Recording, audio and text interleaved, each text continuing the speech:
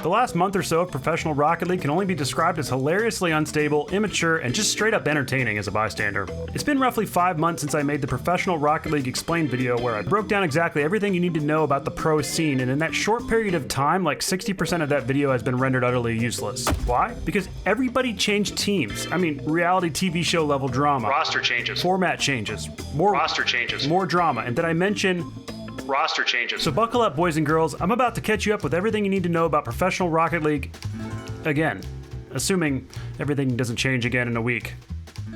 And that's a big assumption. Let's get into it. Okay, so the first and most obvious things that have changed since the last video are right there on my old thumbnail. For one, this is no longer the Dignitas logo. Confession. At the time of that video, the Dig logo had actually already changed, and I was politely reminded in the comments that I'm an idiot. This is the newer logo. You think that's a drastic change? NRG said, hold my beer, and let me make a few quick adjustments.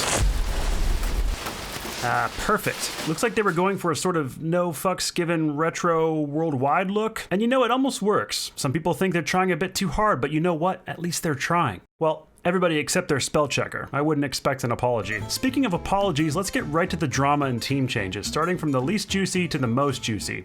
First off, RLCS teams from North America. The biggest thing that happened here is longtime NRG legend Fireburner announced his retirement from competitive Rocket League. Fireburner has qualified for every single RLCS LAN since Season 1 and has been making an impact since pretty much the dawn of competitive Rocket League. He will be missed. Along with EG and Splice, they're leaving too. And Drippe doesn't have a team at the moment. And Lethamir left Ghost. And Sathu got replaced by Arsenal and Space Station. There were some other moves too. Basically what I'm trying to say is roster changes. But who would be Fireburner's replacement on NRG? To answer that, we actually have to leave North America for a second. Jumping over to the region where things get very interesting. Basically, only 2 teams haven't changed. That's Vitality, who won RLCS, and PSG, who won Dreamhack Valencia. Everyone who didn't win first place at a LAN... roster changes. Actually, not true. Vitality kicked Fairy Peak's hair. First up, Dignitas. They didn't make a LAN, and 3-time RLCS champ Turbo said bye-bye. He also said bye-bye to all of Europe. That's right. Turbo's the first EU NA transfer in Rocket League, finding himself a spot on the unapologetic NRG. Moving on, TSM didn't make LAN, but they got second place at Dreamhack Dallas until suddenly things were not looking up when they finished Dreamhack Valencia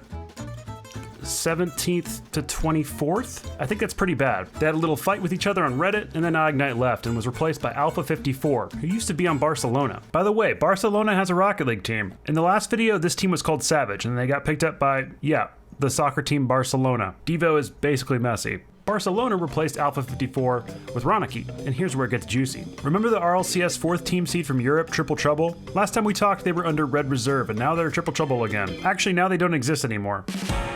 What went wrong with Triple Trouble? There's a twit longer for that.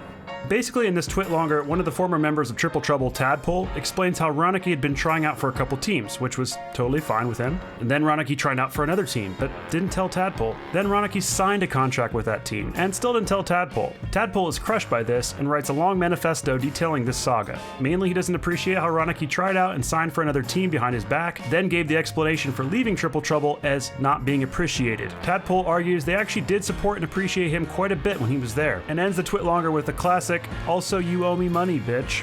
957 European money units, to be exact. Unfortunately for Tadpole, before all this went down, Tadpole and Roniki had informed the third player on Triple Trouble, Casio, that they were going to be looking to replace him. Then when Barcelona scooped up Roniki, Casio left Triple Trouble. Allegedly for a team called Valache, but that's not confirmed yet. Leaving Tadpole alone, and since you need at least 2 of the original 3-man roster to retain your RLCS spot, Triple Trouble no longer exists. Replacing Triple Trouble in RLCS is the RLRS team, Valache.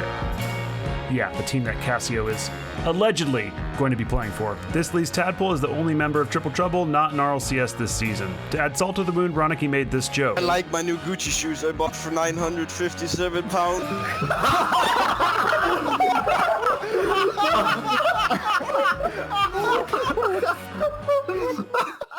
Meanwhile, Flakes thought Complexity could be doing better, so he suggested kicking Greasy. His teammate and coach said no, and Flakes thought he might be kicked for a while, and then they talked it out, and in a rare turn of events, nobody left or got kicked. Over in the SAM region, things went pretty well for their first showing in RLCS. They didn't get many results in the end, but they showed up strong and nearly took out the #1 seed from North America. Then, rather than keeping those teams that did well the same and building on that, literally the entire region changed teams. Like, someone made this graphic and I still can't figure it out. I have no idea. It looks like there were some slight roster changes. All the way over in Australia,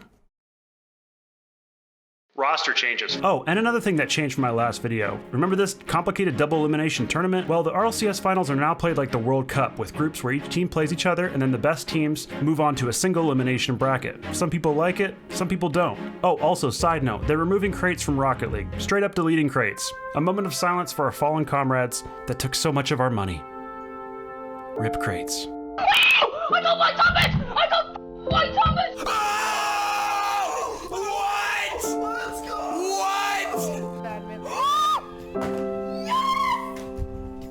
Yes! Yes! Is it ever gonna end? Hell yeah! I got White Thomas.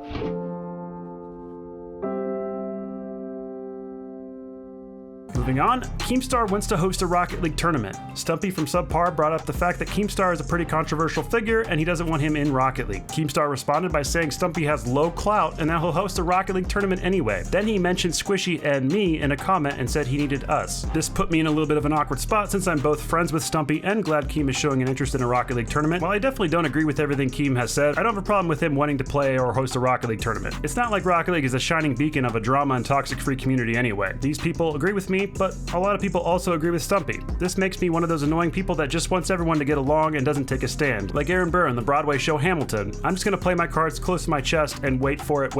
Speaking of waiting for it, there's more. Flimp recently made a video about rule number 1 in Rocket League. Or is it rule number 2? That's the debate. Many people consider rule number 1 to be when you lock your car with another car and refuse to move until a goal is scored. Others consider rule number 1 to be when both teams refuse to let the ball drop at the end of the game, despite whoever is winning. People who have been in the scene for a long time, like Stumpy and Cole or Doomsy, strongly insist that rule number 1 is not letting the ball drop, and the cars locking thing is rule number 2. Rizzo is also in that camp. Musty did a poll that seemed to show that many people see it differently though. To find out who's right, I found this amazingly detailed post from Johnson42 on the Rocket League subreddit detailing the history behind rule number 1, and why there's so much disagreement on which situation this actually refers to. To summarize, in the early days of Rocket League, pros and developers called not letting the ball drop rule number 1. Over time, as you can see from these sources, the community started calling a deadlocked car rule number 1. So both are right, kind of, depending on if you value history or population usage for your language choice. Here on this channel, we only have one rule, and that's to subscribe if you appreciated this video. Just kidding, there are no rules here. Shout out to the Rocket League subreddit, Rocket League Liquipedia, and Roster changes. for making this video possible. Thanks, guys.